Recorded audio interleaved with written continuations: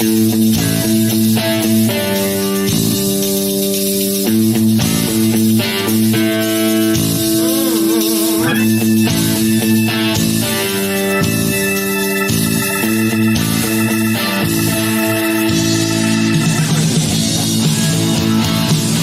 know I say it all the time. That crescendo just brings me to it. It lets me know that I'm ready to go on this thing. So good afternoon, everybody. I'm Kenny Schofield. This is the American Car Classics Radio Podcast. Appreciate you tuning in today. I'm running solo. It's been a long day, a special day. We'll get to that a little bit later. Want to jump right into it and say thank you to Bryce for running our boards and being here with me and give me somebody to talk back to a little bit. We do hope that you have had a great week. I've had a pretty good week. Went to a concert last night, and that was a lot of fun out in Orlando, House of Blues. Went to the Barefoot Bay by the Lake car show this past weekend. They had a record turnout. Now, their show is probably about 3 or 4 years old. I think they said last year they had about 67 cars.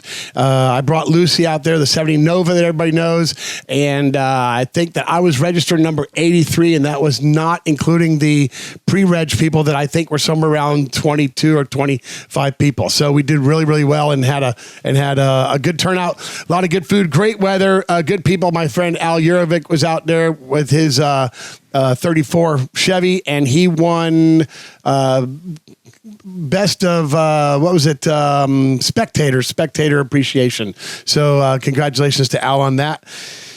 Do you want me to roll that footage you got of the Barefoot Bay car show? Yeah. There was this one car. My footage was one car. I kind of got a little bit. I talked to a lot of people, and so I don't get a lot of time to just sit and be by myself, and I'm okay with that. But this was a '69 Chevelle. And man, I just loved it. You see the back bumpers tucked in, got the exhaust tucked in there with it. They're cut in and tucked in.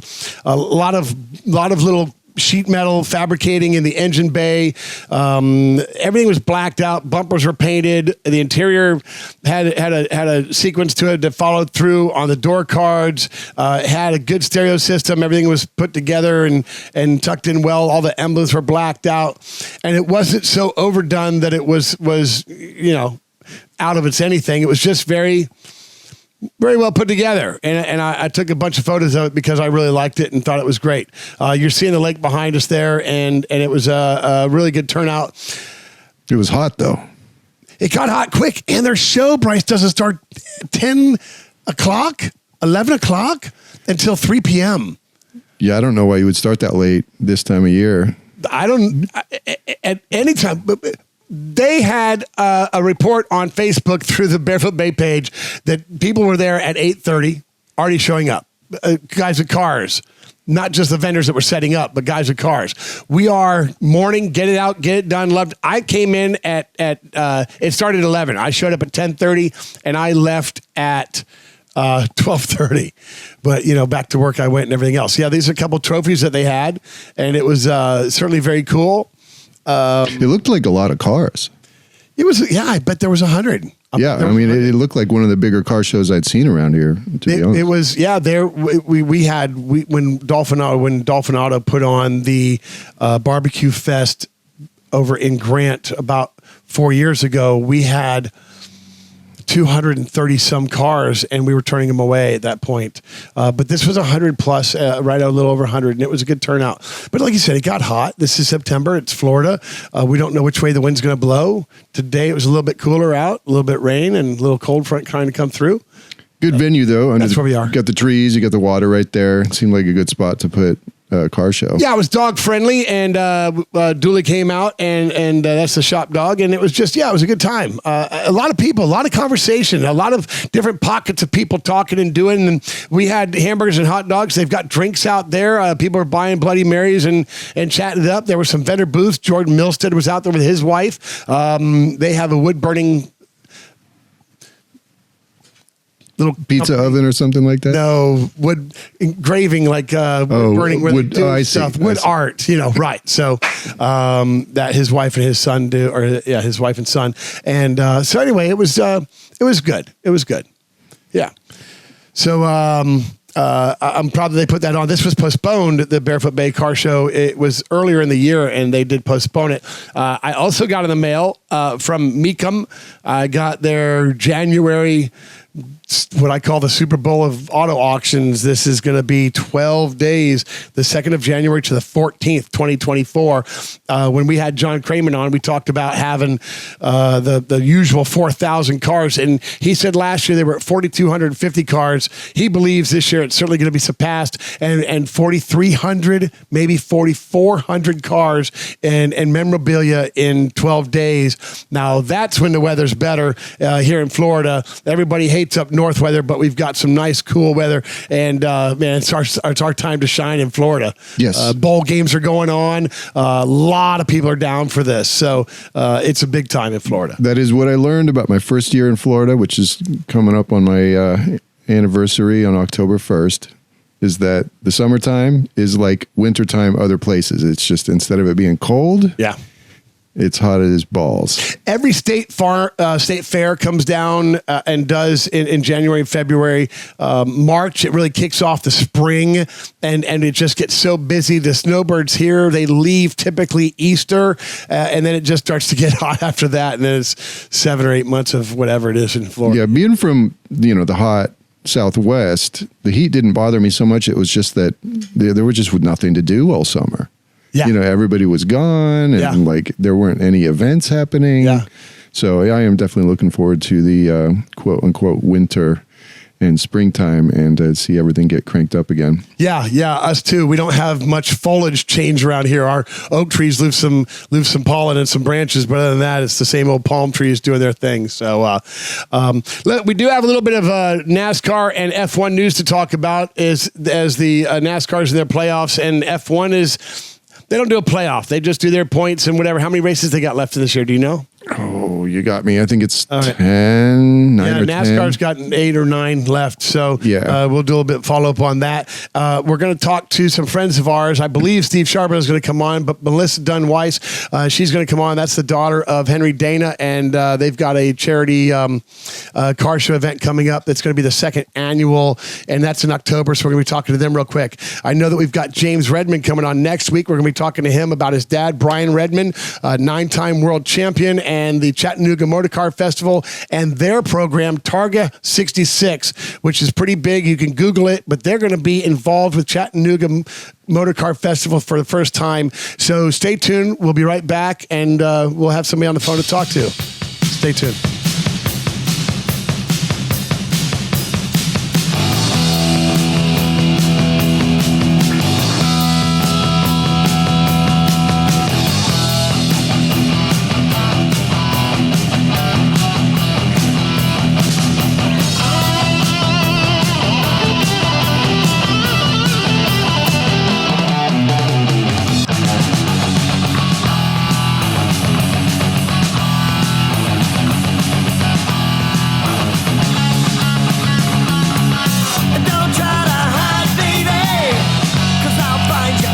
Welcome back. I'm Kenny Scovey. This is the American Car Classes Radio Podcast. With me on the phone is Melissa Dunn-Wise, and we're going to be talking to her about the 2nd annual event coming up that she's doing in her dad's memory and honor. Melissa, you on the phone with us? I am here. Hey, really appreciate you joining us today. It really means a lot to me. I met you, Melissa, I think it's been 3 years ago now. I think what I met you was Steve Charbonneau, who is a great friend of your dad's and yours and your family, that you put on an event in a garage at a house. Is that right? Correct. What is that house? That was the most kick-ass house I've ever been to. The garage area, anyway. That is the Black Dog Garage. What is the Black Dog Garage? Well, it's a friend of my dad's who was actually his best friend. Black Dog Garage. They have Black Labs Rescue, so that's how they got the name Black Dog Garage. Okay, what is the gentleman's name that owns it? Tommy Pasula. Pasula, right. Okay. I think I've met him while I was there. A lot of great guys. This is where I met Rick Silverstein and a couple others. Some incredible characters. And was this the first gathering of everybody after your dad's passing that do you know of? Yes, it was. Okay. It was pretty special for me to be included, to pull down the street. I parked out on the road. The neighbors were great. They gave lawn space, and you guys just had basically a big get together of a bunch of old friends. I know that Rick was out there with several guys that he went to Vero High School with, and all of that. So so after that, you said, "Hey, this was a lot of fun. I think we should do something to keep this going with Dad and his memory." Is that how it all started with that? That is correct. And then you moved it to I'd say an auto repair facility. This was a pretty high-end, nice little shop. What was the name of that shop? Well, that one was Da Vinci's Auto Works, but that was for his celebration of life. Okay, that was in Fort Pierce. I went to that with Steve, and that was a great event. Yes. And then was that the last event since what we're going to be doing here in October? No, last year we had the first annual Hot Rods for Henry's at Clover Park on October 23rd, 2022. Okay, and how was that? I did not attend to that. I did not make it. Tell me how it was. We had 150 cars, and I think a little more that weren't that were unregistered. But yes, we had 150 cars that I know of. Everybody had fun. We sold T-shirts. We had the chili cook-off. We had a lot of, fellowship, talking about cars, awards. Hey, Melissa, this is Bryce. A lot of people clearly cared a great deal about your father. So tell us a little bit about him. Well, Henry grew up in Staten Island, New York, and born in 1942. He moved to Florida in about 1969, and he started a transmission shop in Fort Pierce. And in about the late 70s, early 80s, he opened up what they called Dana's Hot Rod Shop. He was a prominent car builder throughout the U.S. in the likes of Boyd Coddington, Chuck Lombardo, people like that.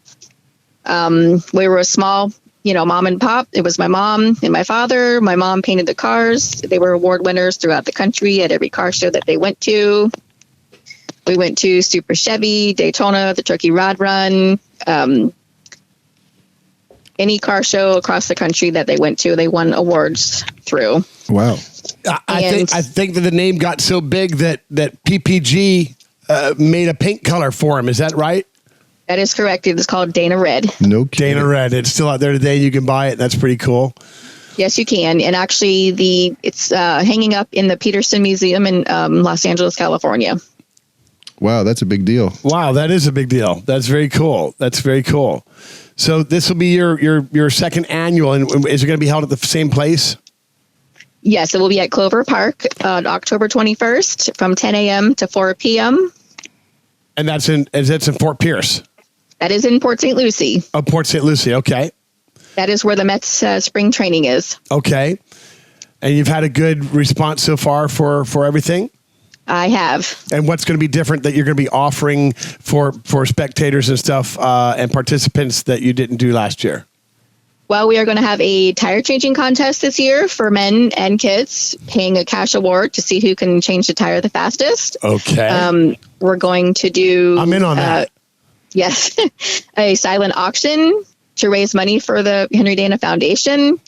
We are going to do a 50-50. We're doing awards. We're having a canine demonstration from the St. Lucie County Sheriff's Office. Wow. And also the chili cook-off will be going on again this year as well. And if you don't like chili, what else is out there? I love chili. We will have barbecue, hot dogs, hamburgers. Mr. Softy ice cream will be there. I'm a freak for ice cream. What is the foundation that you've set up for your dad in his honor? What is it? Okay, well, it's a Henry Dana Foundation. It benefits suicide and mental health awareness for people around the country. Okay, that's important, Melissa. It's heavy and it's hard to even hear it said out loud. Yes, it is. I'm so sorry about your dad's loss. He was something. Me knowing my relationship with Steve Charbonneau. We talked a lot about, Steve talked a lot about your dad. I listened, I hope I listened pretty well. He admired this guy. Steve had a great dad, but this guy was like a dad to him. I know that you and Steve were close, and even after all that, Steve remained tight in Henry's life, and that Henry really, maybe just for you to know, that Henry meant so much to Steve. I can't imagine how much he meant to so many others. Well, I can imagine, because they all come out and they all participate in this incredible event that you all are making happen in his name. Yes. I really love when people don't let something be forgotten.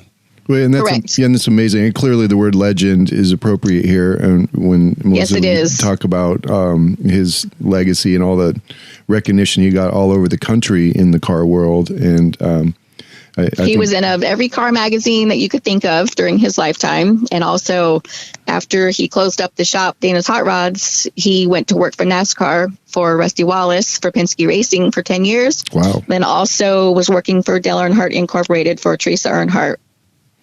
Wow. That's amazing. That is great. That is great. DEI, of course, is something special in my heart. So that's great. Rusty Wallace, I remember his brother Kenny as well, and they're still racing, and Kenny is still racing, doing some stuff. So, wow, it's all big. I've met Chip Fusato a few times. I get to talk to him every once in a while. I'll be seeing him, I believe, in October as well. And he's something I could probably bring your dad's name by, as he worked for Boyd Coddington before he went on his own and did all that stuff before Boyd's passing. So, all right, Melissa. Well, I'm going to make sure that you know now, if there's a pre-reg, I want it. I'm going to go ahead and get in, and if you can, I guess it's going to be on Facebook, right? How do people pre-register? Let's go ahead and do that part. Okay, the registration part is on the Henry Dana Foundation, which the address is www.henrydanafoundation.com. On there, you can find information about my father and who he was and what the foundation is for. And there is a button on there for Car Show. Tells you the details. You can register, buy a T-shirt, and like I said, it gives you information about my dad, about information about him, about his life, and about suicide. And if you need help, there's also information on there. If you need help, if you're suffering from depression or mental illness and need help and need to speak with somebody. Yeah, that's my mission. That is incredible, and I love that. It's a hard part for me. We talk about this other show that maybe I do one day called Dysfunction Junction, but to me, the military that are out here that are homeless, most of the homeless, I think, have a military background of something, and it is due to a mental illness. They all suffer from something, one little thing or a lot of things. I'll go ahead and say I'm left-handed. Me too. Dyslexic. Borderline bipolar, and those that know me probably say bullshit. I am anal retentive. I am OCD, and I have so many acronyms. It's just like a tail coming off of my body, and it is depressing at times. And people say stuff on Facebook or on whatever, and they seem really great, and everything is really good, and I'm happy here doing this and everything. But a lot of times through the day, it's very hard. It's a real struggle for myself, for people, and I'm lucky that I'm an extrovert and I get to talk to people. I don't hold things in. I don't do all that. So this is another place that they can go to reach out to, maybe get somebody to talk to when they need to. I'm going to say right now, 772-584-1048. That's our phone here at American Car Classics. And if you need to reach out and do that, then shoot me a text. I'm not afraid to call you back and spend a few minutes. Melissa. And just to check, Melissa, it's DANA, Henry DANA Foundation. That is correct. Okay. HenryDanaFoundation.com. Great. And Melissa, you live in PSL or in Fort Pierce, or where do you live now? I live in Fort Pierce. Okay. Well, I want you to take care, and I want to say thank you very much for coming on here and talking about your dad and who he was. I know who he was because I've seen the people smile and tell us stories. And that first time that I went to that garage, to Black Dog Garage, I sat there for hours and just had a stupid smile on my face watching these old guys talk, act like kids. And they'd been doing this for 70 years. Isn't that the best thing in the world? I can see these kids when they were 12 and hanging out, kicking a ball somewhere. Well, that was Henry. Henry was in the cars at like 10, 11 years old. He had his transmission shop in Staten Island and then carried on down here as well. That's incredible. I love it. And then when he closed it down, he chased a dream and went and did something else. And I love that too. So, all right, Melissa, once again, I appreciate you for coming on, doing this and everything else. Everybody, it's the Henry Dana Foundation. Look that up and man, give a donation, help some other people out. So, Melissa, I'll see you in October, which is just a month away. Thank you again for coming on, all right? You're welcome, and thank you for having me. Absolutely. We'll do it after the show, and we'll catch up on how it went. This is the American Car Classes radio program. We'll be right back.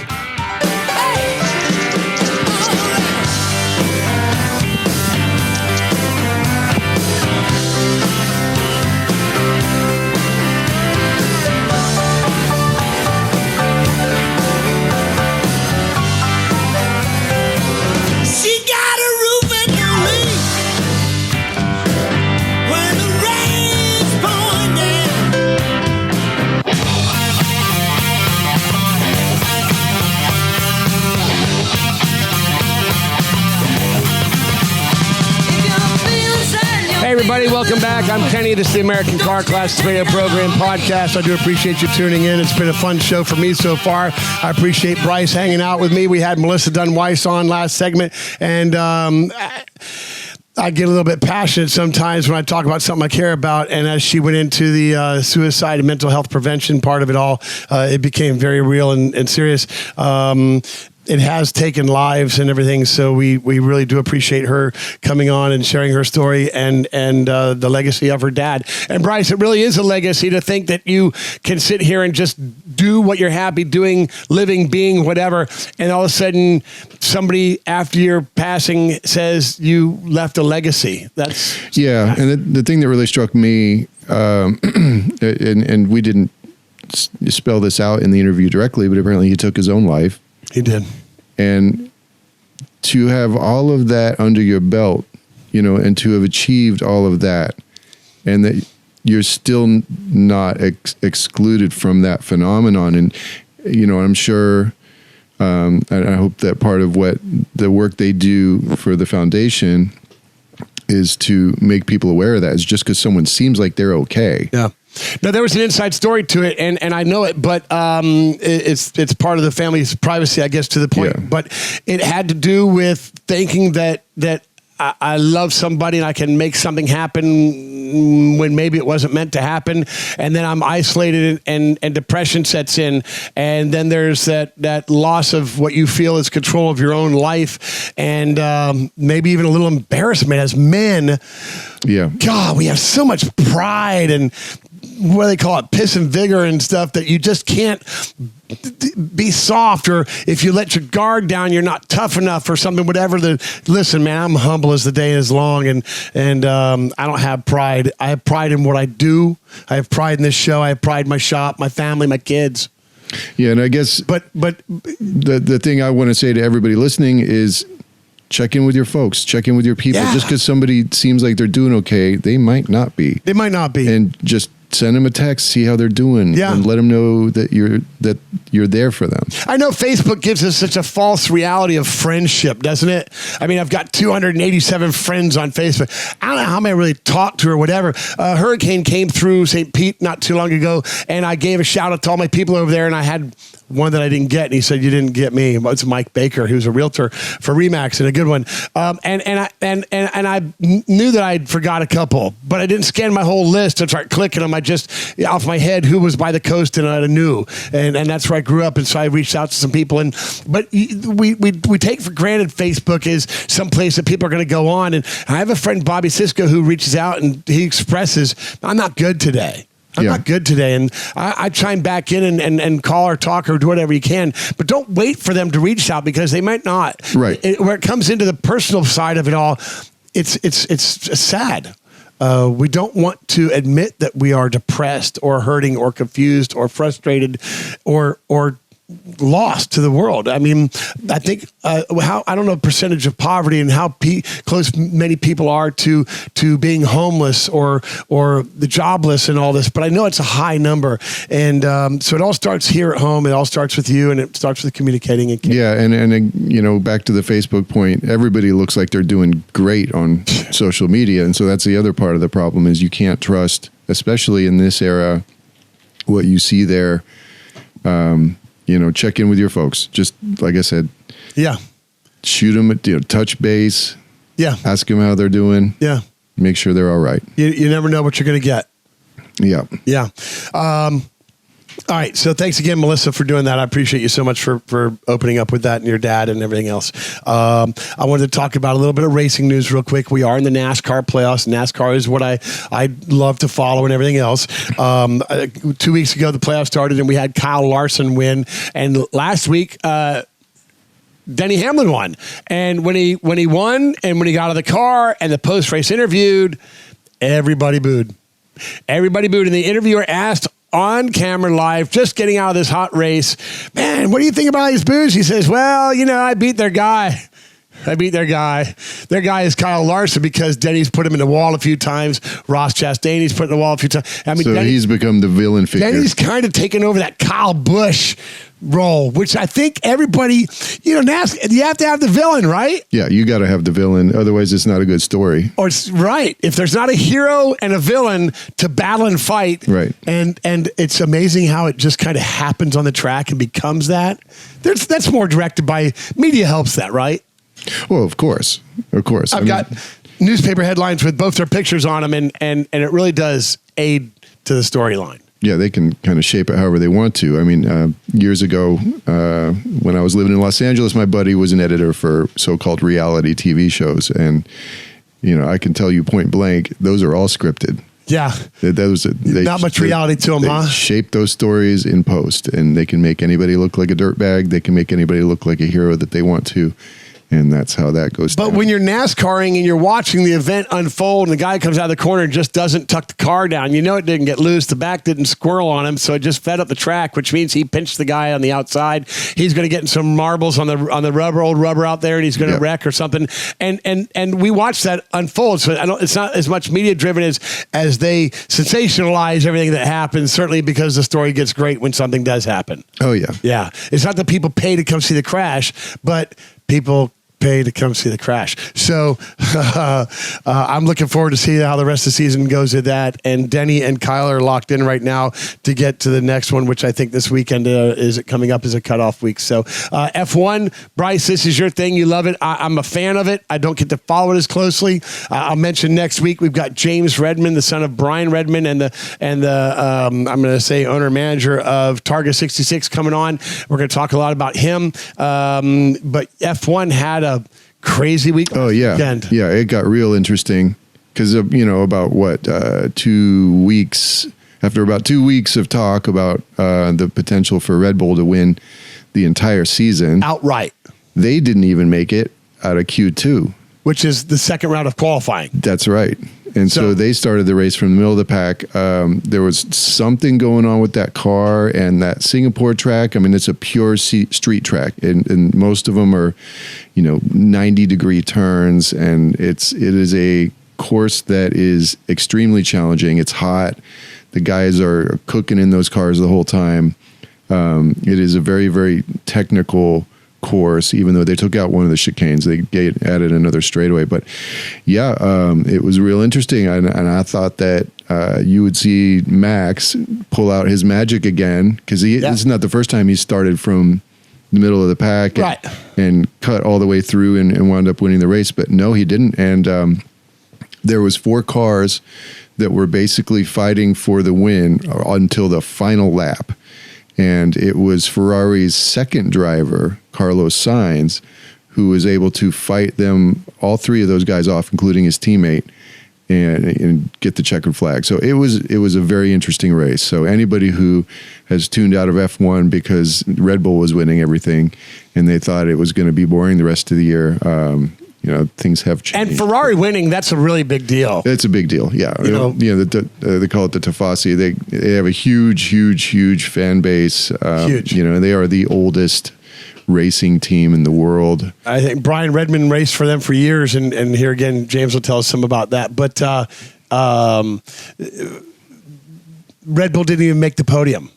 They did. They were shut out of the podium. They were shut out of everything. They could not get it done. And was there a post-race interview that you saw or anything you know about Max Verstappen giving any kind of... Well, he was destitute after the race. I mean, he didn't, when pulled up, into pit row, and he's so used to going to the park firmer for the podium. Yeah.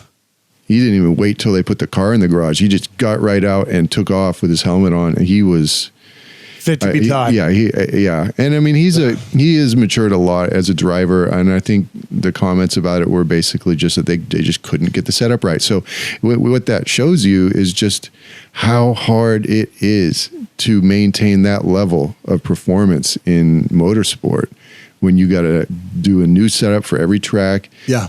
Especially in F1 where you got upgrades coming in. All the other cars are getting faster every single week. Yeah, so it's not like NASCAR where they set a car program up and that car is set up for the year. There aren't going to be changes. This is how it is. The template, the horsepower, the speed shift, everything else. If something changes, it's mandated by NASCAR. Right. Everyone and everybody gets it. And everybody does it. Yep.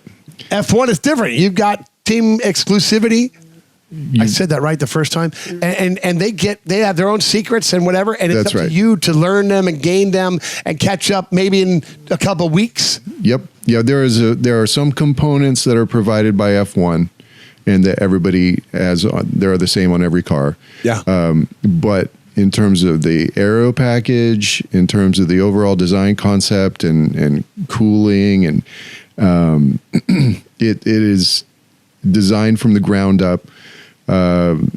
For every team from a clean sheet of paper. Awesome. And awesome. That's part of what I love about it. So yeah, it's, tune in, even though the championship is basically tied up. I mean, Max is, I think the next race or two that he wins, he'll clinch, but that doesn't mean there isn't some exciting, racing action to be had. And I'm glued every Grand Prix at this point. It's what I love. Where's the next race? Do we know? I should have that on the top of my mind, but I don't. Okay. But I call you out with questions that I don't really know myself, so. Yeah, I've got it so dialed in that, it's all on my calendar and I get reminded every week. But it's, they go till usually early December.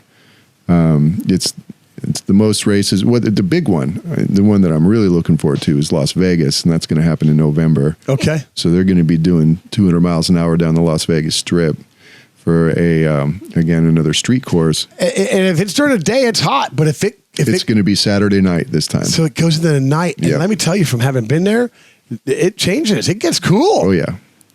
Yeah, you're going to do Q qualifying. You're going to set up early day because they qualify the same day or the day before. And so you're going to qualify during the day. Well, it depends. Like at the Singapore race, they did quali at night. They try to match the race conditions as close as possible. I think in Singapore, only they had the practice one was in the daytime, but all the rest of it was at night. Okay. Because that's a place where you only do things at night. It gets that hot during the day. Yeah, well, we know how much I know from watching NASCAR and having race and stuff that a setup can change so much with 10 degrees difference in track temperature at the start of a race. Well, yeah, and then you've got track evolution too, and that was one thing that you were seeing in quali in Singapore is as the surface gets rubbered in, especially something like city streets that's not a dedicated racing track, the times were jumping and jumping and jumping. In qualifying, and that was interesting too. You were seeing guys with the very bottom all of a sudden shoot to the first place, and so. Wow, right. And a little other news. I want to talk for a second about the UAW auto workers strike, and this is big. This is like the government shutdown for automotive. They're talking about a $500 million a day impact to the automotive world. $500 million a day. 13,000 United Auto Workers walked off at midnight 4 days ago, and they were strategic about it, and they hit the vital organs first, the chips, the computer processors, all the people that put those together and put them in and did the diags on them. So they had them walk out first, and it followed. And then, of course, some of the big three that come out there and say, well, we're going to lay off these people now. Now we're going to lay off these people that aren't involved with it because they can't get their parts. So 600 laid off here, 900 there, 1,300 there on top of the 13,000 that left. And it's now getting ugly. But some of the numbers that I've learned about as this historic UAW strike happens, revenue is up with the big three and other auto manufacturers since COVID 2019, 30%. That's a huge number. Well, a lot of people took those stimmy checks and went down to the car lot. Manufacturers couldn't get parts from other places, so the amount of production went down so much that now that the used car market went up, they couldn't get a lot of new cars, certainly not the ones with the options that you were looking for or whatever else. You had to settle a different color.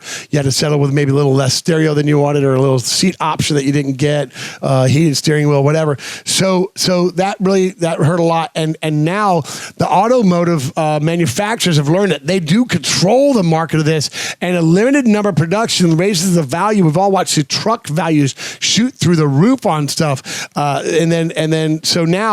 So now this is going to drive parts and assembly and everything that I do automotive wise in the repair facility area is going to be harder to get and do. And it's going to slow the chain down from America here for a little while. I think they'll work it out and it won't be too long, but a 30% increase in revenue in the last 4 years is a crazy thing.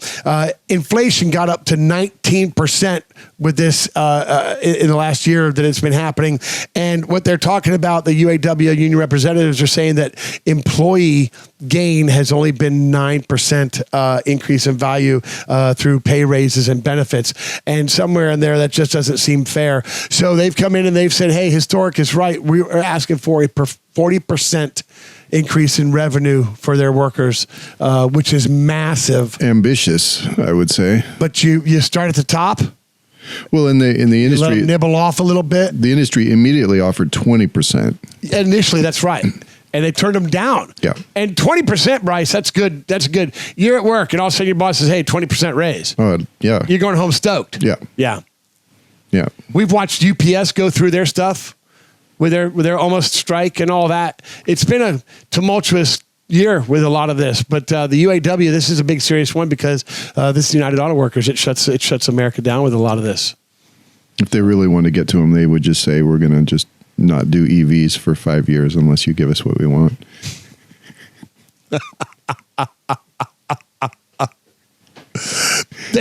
Wouldn't that be something put on the table? I mean, a giant slap to the government on that. Oh yeah, I would. So. Yeah. All right. Well, I don't have any more for today. Bryce, you got anything else you want to throw in there? Well, you had a list of. Yeah, I'm gonna do it later. Okay. Well, I think we're good then. All right. All right. I appreciate. Look, ran solo today. It's Wednesday, September 20th. Today's my birthday. So I hope we were able to bring you something worth watching today. If we did, please like the button below. Please subscribe. Please tell a friend about it. The phone number, 772-584-1048. You can text us, call, leave a voicemail. We like car questions. We like information about national events and all these things that go on in the car world. If you've got something on your own personal project that you got going on, shoot us a note. We've got a email address, AmericanCarClassics@yahoo.com. Shoot me a line. My name's Kenny Schofield. That's Bryce Shonka. I appreciate you for tuning in. This is the American Car Classics radio program and podcast. Y'all take care.